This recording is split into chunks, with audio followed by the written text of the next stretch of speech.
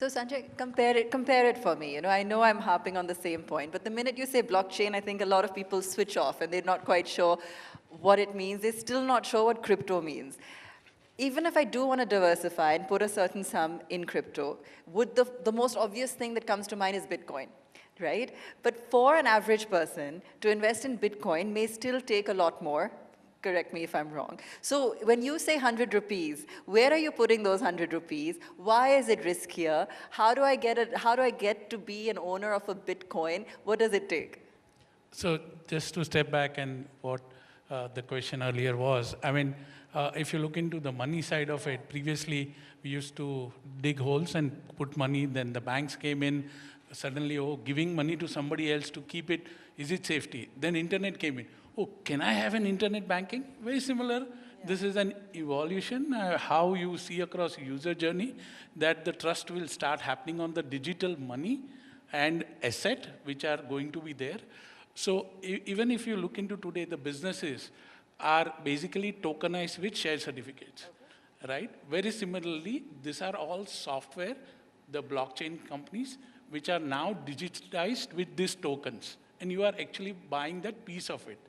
Right? So it's very similar, but as you get educated, you will be able to understand this asset class more and more and invest into it. So I know that you're very bullish on crypto, but not so bullish on Bitcoin. So take us through the reasoning. If I'm investing in crypto tomorrow, how do I decide where to step in?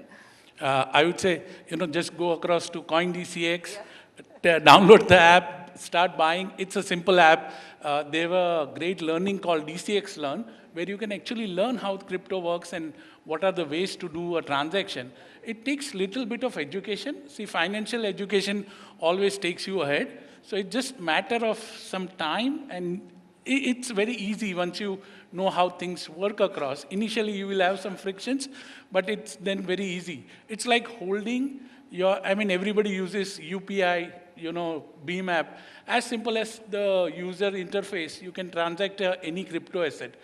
1 Bitcoin is divisible by 8, right?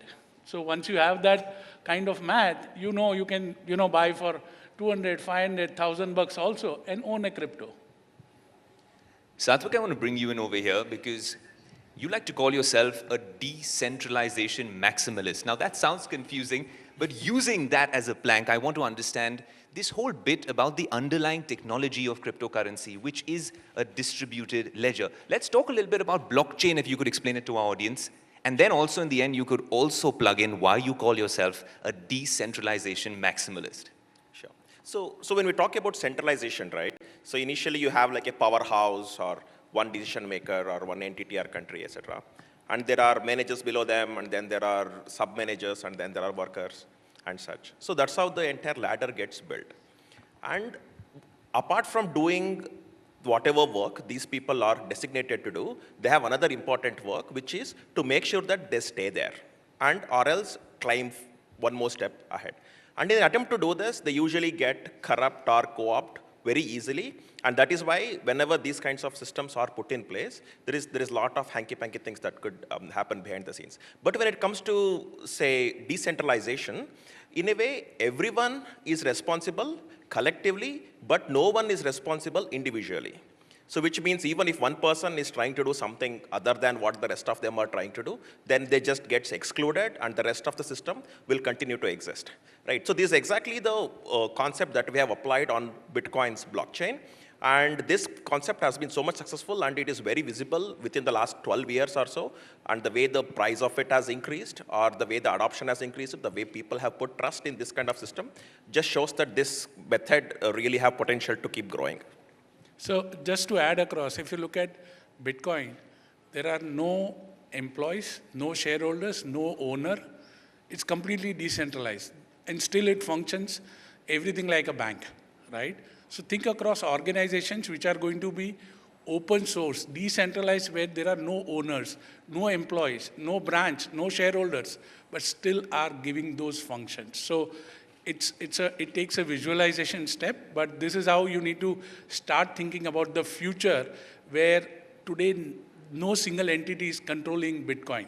And very similar how other coins are also getting created, the cryptos are getting created, is all about decentralization. Sanjay, exactly for these reasons, isn't that why governments around the world are so anxious and wary when you talk about cryptocurrencies? Obviously, we've seen the ban in China, but even in India, we're waiting for a regulatory framework, really, when it comes to cryptocurrencies. I'm guessing you guys are in talks with the government as well, but isn't that necessarily that decentralized form of technology which causes that anxiety about this, the uncertainty, the volatility? Investing my hard-earned money in one of these products, and God knows what happens and what comes of it. Every financial product is prone to hacking, right? We have seen for wallets, we have seen for banks, credit cards. I mean, things go across. Securities, you will always see fringe elements being more smarter than the security guys, and that's why loopholes are created. But the way the government is controlled, internet, if you look into the ISP, the data which is flowing through the pipes, government is regulating it. Initially, internet was all free flow information, right? And then government started putting, as they understood what are the pitfalls, they started. Very similar, government will definitely put in regulation, and this will help the industry grow multi-folds once the regulation is in place. Internet was all about free transfer of information. Here, you are transferring assets without any control. That's the difference.